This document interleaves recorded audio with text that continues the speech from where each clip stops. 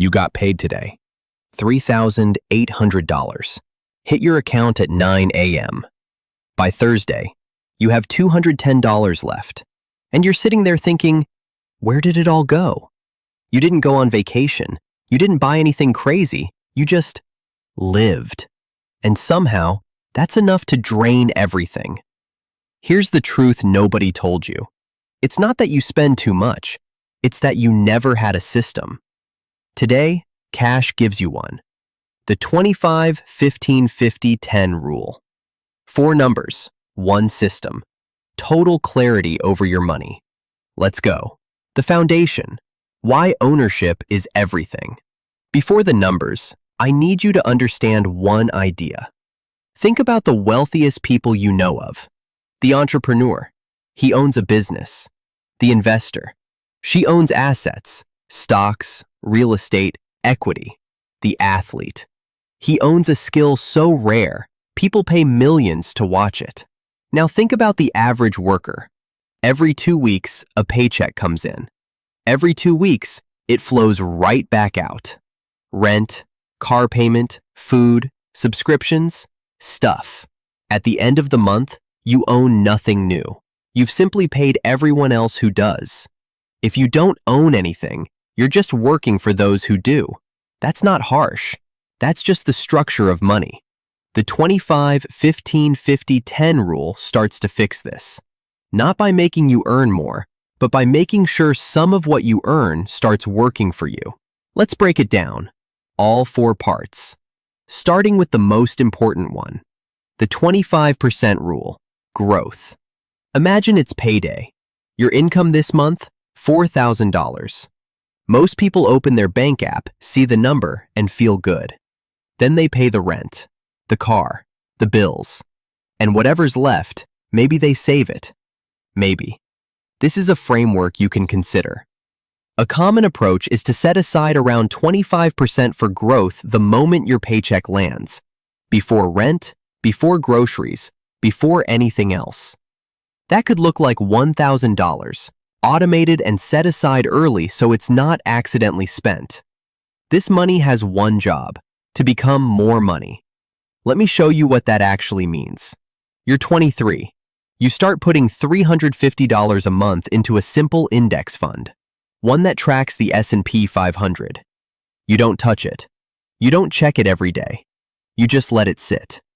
Your friend, same age, smarter in a lot of ways, waits. He watches the market, reads the analysis, waits for the right time. At 36, he finally starts. He invests $800 a month, more than double what you ever put in. Who ends up with more? You do, by a significant margin. Not because you were smarter, not because you earned more, because you started earlier. That's compounding. And it doesn't care how busy you were. It only cares when you started. So, where does this 25% actually go?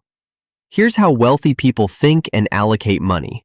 From safest to most powerful. Many beginners start with index funds, often ones that track the S&P 500, to get broad market exposure. You're not picking stocks. You're not guessing. You're buying a small piece of the entire American economy. Historically, it grows.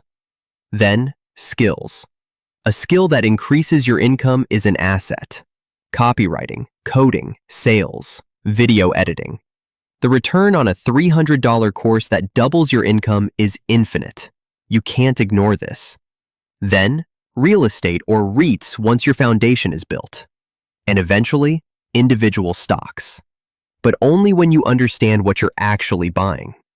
One more thing, and this one matters. You open an investment account. You deposit $1,000. And then, you leave it sitting there as cash. This happens constantly. The account doesn't grow your money. The investment does. The key is to actually invest the money, automate the process, and consider using tax-advantaged accounts like a Roth IRA or 401k. Your money grows completely tax-free.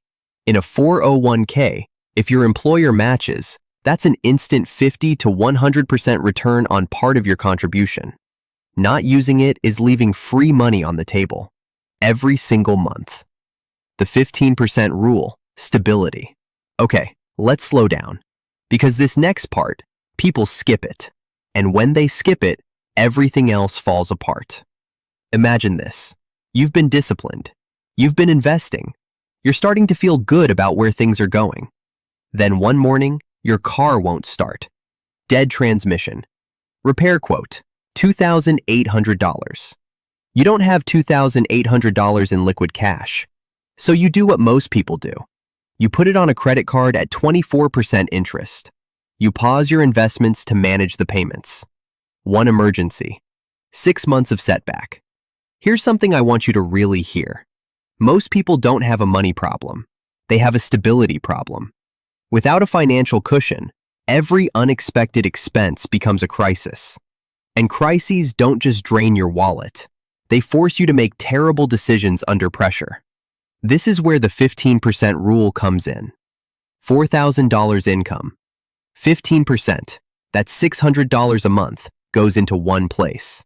A dedicated stability fund. Separate account. Do not touch it.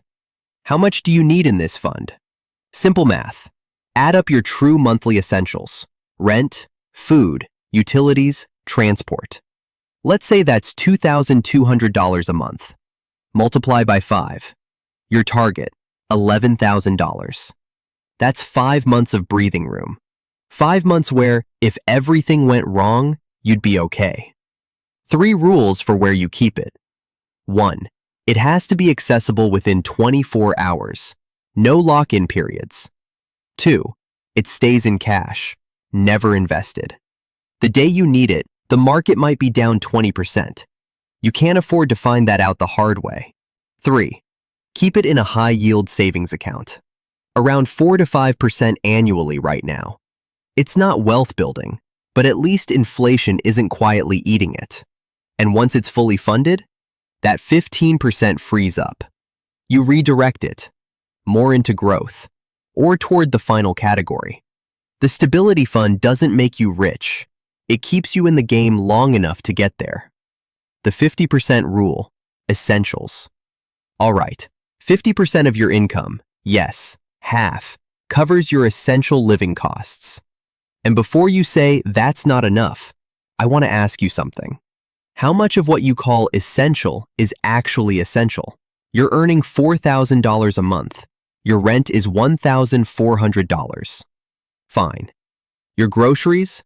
$350. Reasonable. Utilities? $120. Sure.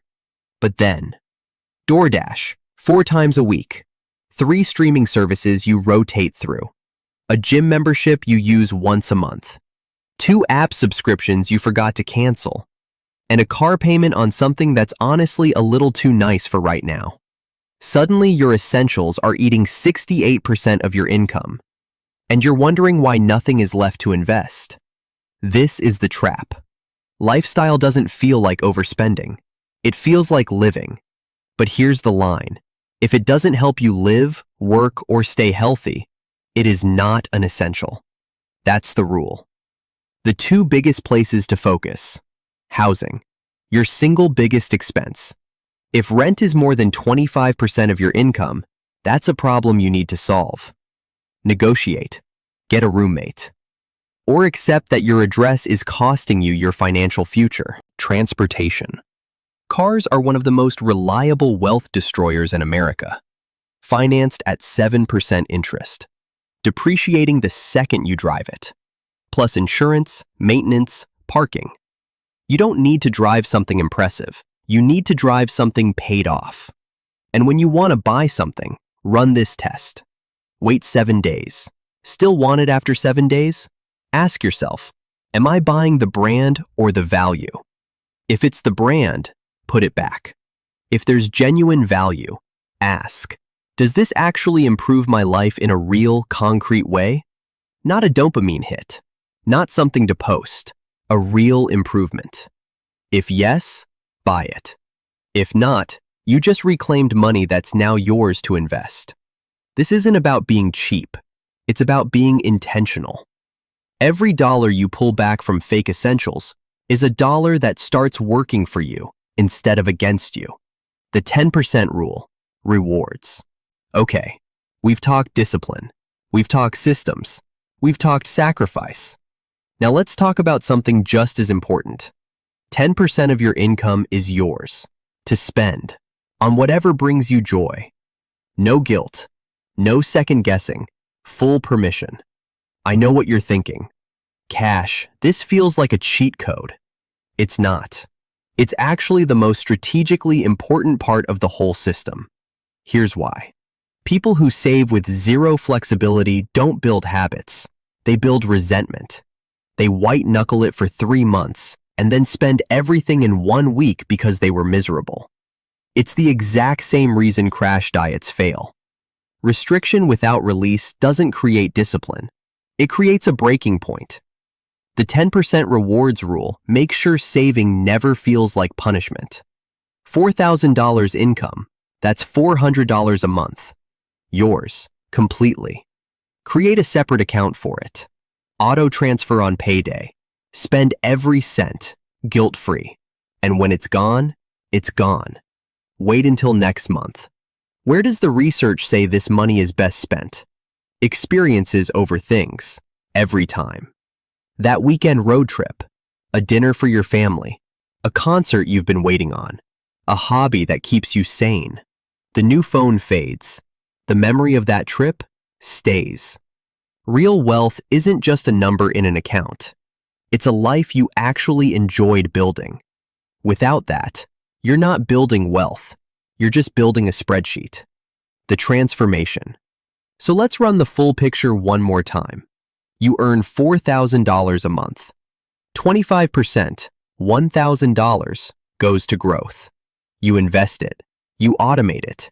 You don't touch it. Month after month, year after year. Quietly, it compounds into something that will one day change your life. 15%, $600, goes to stability. Your cushion, your armor. The thing that makes sure one bad week doesn't erase 3 years of progress. 50%, $2,000, goes to essentials. Real needs only. No ego, no lifestyle inflation. Just the things that keep you alive and functional. 10%, $400, goes to rewards. Your life, your relationships, your joy. Spent freely, spent intentionally, spent without guilt. That's it. No complicated formulas. No spreadsheets you'll abandon in week 2. No willpower required because it's automated. Just 4 numbers, 1 system, running quietly in the background every single month. 6 months from now, you have a stability fund. 1 year from now, your investments are actually growing. 5 years from now, you look at your net worth and you feel something you've never felt before. Not luck, not inheritance, not some break that finally came through. Control. You made this. Decision by decision, month by month. You skipped the impulse buys. You automated the investments. You built the cushion. You enjoyed the journey. And somewhere along the way, you stopped living paycheck to paycheck.